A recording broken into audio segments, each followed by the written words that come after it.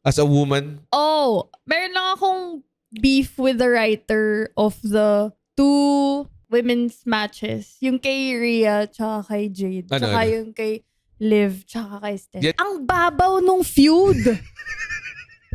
Hindi ba galit ako. Hindi ba enough na nagtarayan sila? Sige, you have the floor, Miss Chair.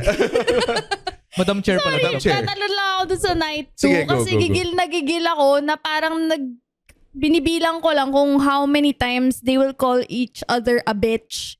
Yun na yung galit nila. Oo. Parang dun lang nag-stem yung galit. Bitch ka. Di mo lang Bitch sila ako, super nagsabunutan bitch. at some point eh, no? Oo, parang yun nga sa dulo na yung, kunwari, yung kinalive. Kung hindi ba magkakabukol yung, Oo nga kung eh. hindi magkakabukol si Roxanne tsaka si Liv, Oo.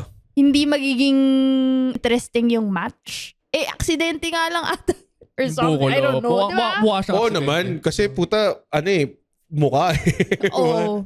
Di mo naman gusto gawin yun eh. Tapos yung kinaria, sayang eh. I mean, maganda naman yung match nila. Nabawi nila doon. Pero parang for me, every week na lang, tinatanong ko kung sino bang nagsulat nito. Parang wala bang mas malalim na motivation?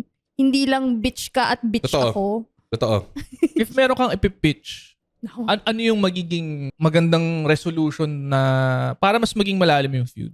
Ewan ko, parang yung too close to WrestleMania yung ginulpi yung mga goons, ginulpi si Iyo. I don't know, parang a deeper anything. Oh, dapat kung wala namang gagawin si Iyo, pwede na siya i-take out, di ba? Oo. Isama niyo si Iyo into the... Mahal na mahal siya ni Rhea. Kulang na, mag-kiss sila, di ba? Nga eh. Oo nga eh.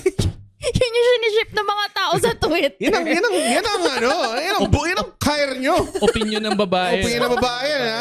Nag-agree lang kami. Okay, ang dami kong nakikitang Rio shapers So online. you heard it here first. Mas okay sana yung match if naglaplapan si Rhea siya si Iyo.